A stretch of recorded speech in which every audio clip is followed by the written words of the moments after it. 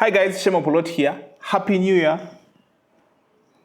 Welcome back. So, it's a new year, so I want to talk about budgeting again because this is a perfect excuse, the newness of the year, based on the fresh start effect. And so I want to talk about, I made a video about budgeting last year and garnered a lot of interest.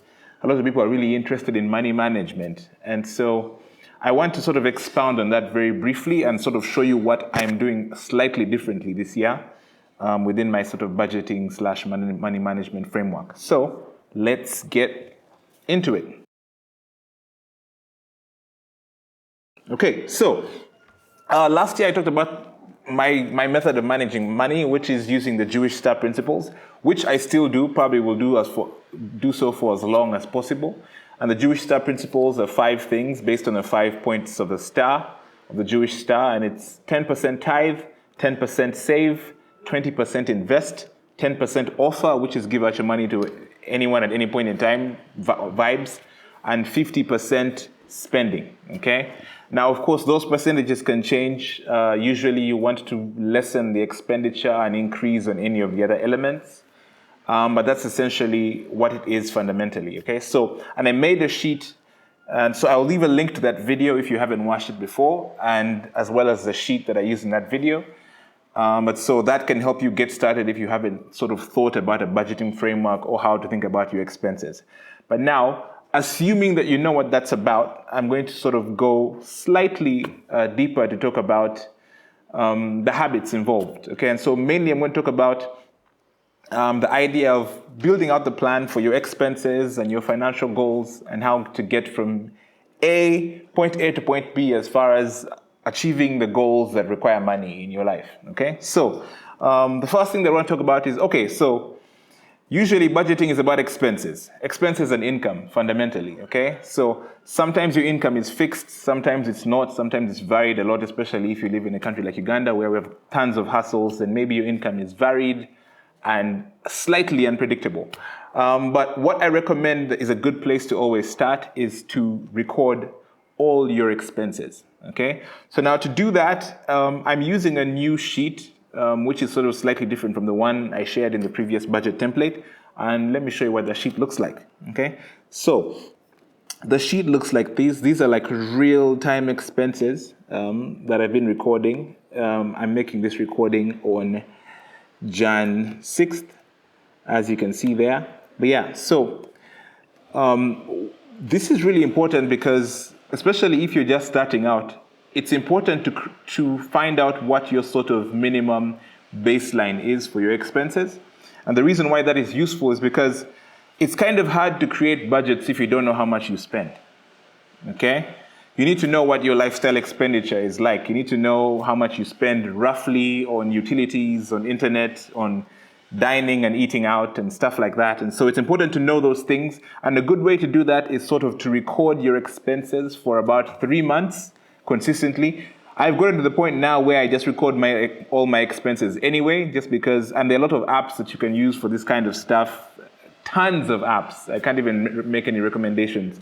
Almost any will suffice. It's just that a lot of them are tailored towards developed country markets, so a lot of dollars and currency stuff gets in the way. And then when you try to customize them, then you have to pay. And so I just use Excel. But you can look into a bunch of apps if that's something you're interested in. But so I just record all my expenses in Excel for the year.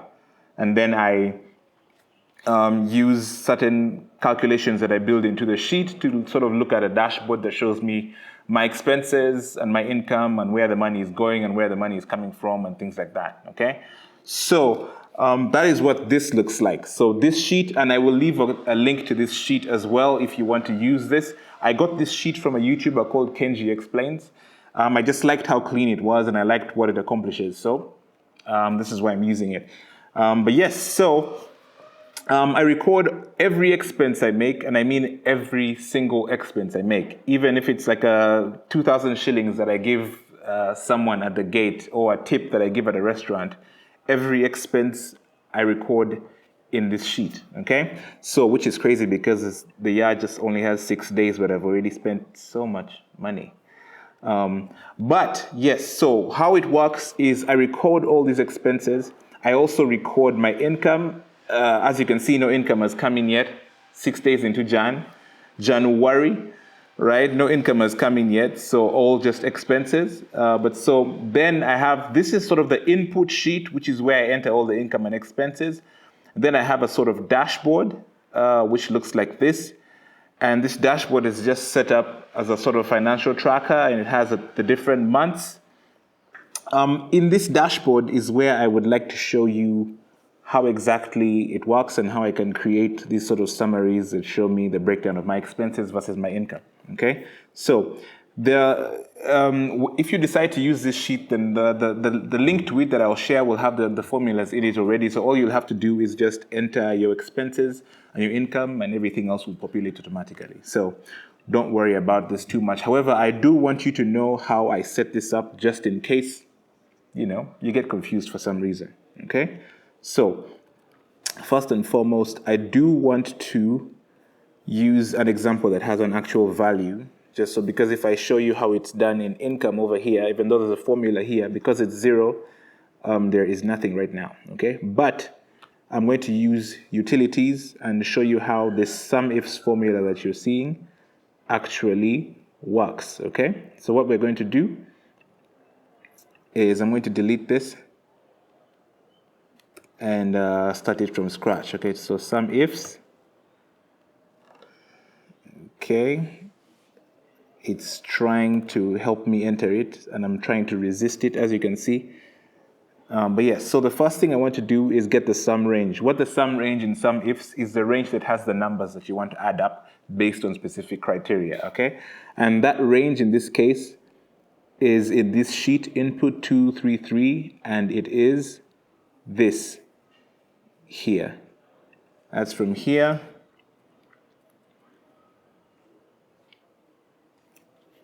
and down.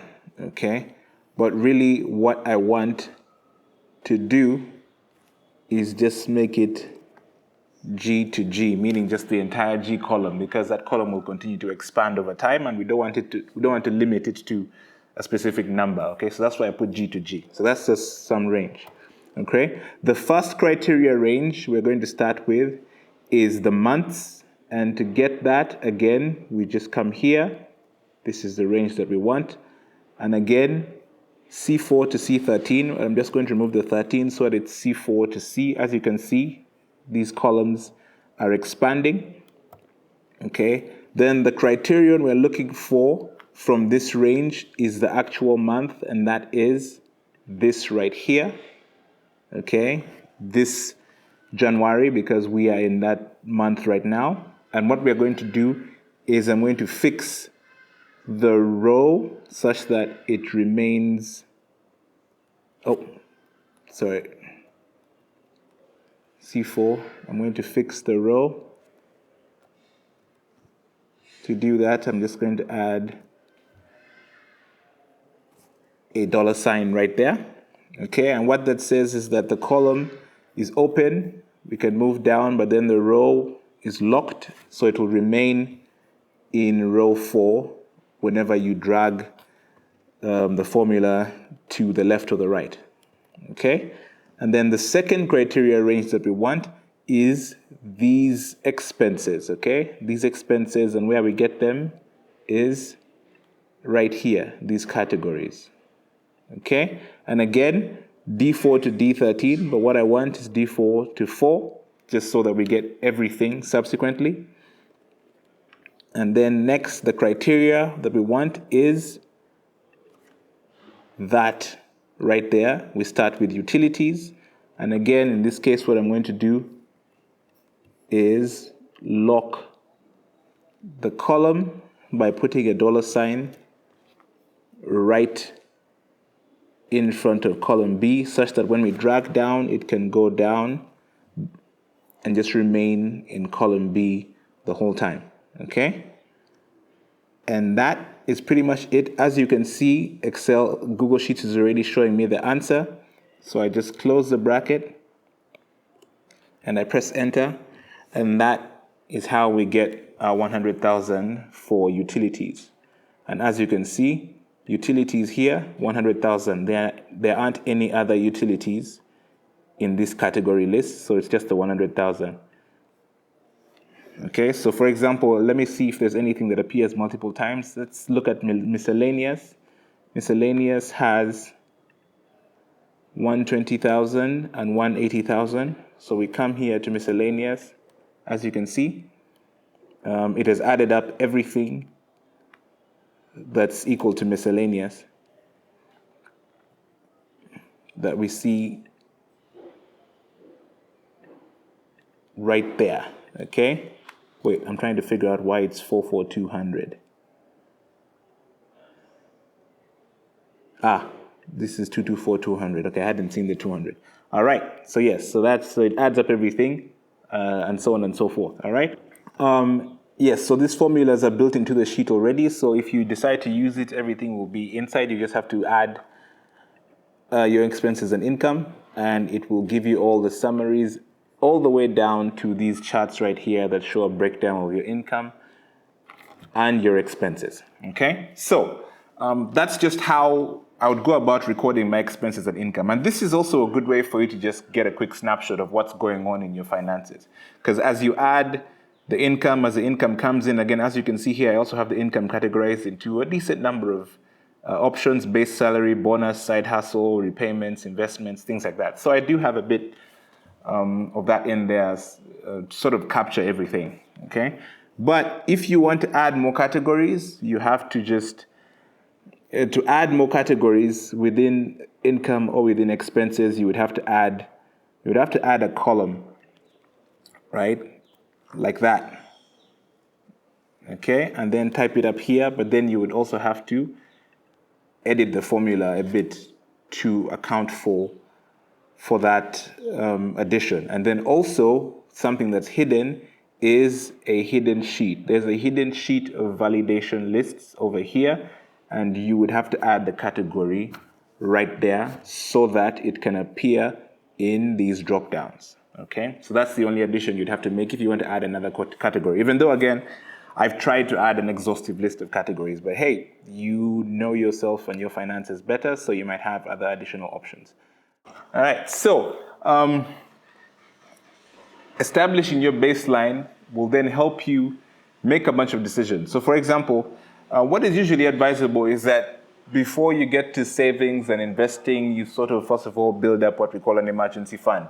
Just because if you start saving or investing before you build up an emergency fund, then every time something happens, you're going to eat into your savings and your investments, and then they become inconsequential. So even though it's a bit hard, the goal is, how you build up your emergency fund is you get that minimum baseline, which is the average amount of money you spend a month, roughly, and multiply it by 3. You can also do by 6, but man, that's a lot of money, right? But if you multiply it by 3, then you have you multiply it by 3, and then you figure out this is how much money you need to save and place it in an emergency fund for a rainy day, okay? And once you're done with that, then you can go on to save and invest for other things, okay? Whether you're saving with a specific goal in mind, maybe for a trip, or you're trying to make investments for your life in the long term. And to talk about investments and savings very briefly, if you're in large markets, then your options are endless. You have stocks, you have exchange-traded funds, you have a bunch of different options that you can use to save your money, to invest your money and make it work for you and multiply it over time. However, if you are in a developed country like ours, then those options are slightly limited. We have a stock exchange, but the volumes are not nearly where they need to be for it to make sense for you to make those kinds of investments without any insider knowledge. But what I recommend if you're in Uganda and you want to make investments, then either you're going to do treasury bills and bonds, or you're going to do real estate. Real estate might not make sense for a lot of people if you don't have a lot of income at this time. But the good thing about this is that you can start with treasury bills and bonds with almost any amount of money you have. And there are a bunch of different organizations that can help you with that. You could go directly to the banks or to your bank, and they can help you purchase bonds and treasury bills. Or you can use a company called Level, which helps people to purchase bonds and treasury bills and the like using their money. And you should just go to level.africa and check them out. They are fantastic, and they can help you purchase bonds and begin to multiply your money over time.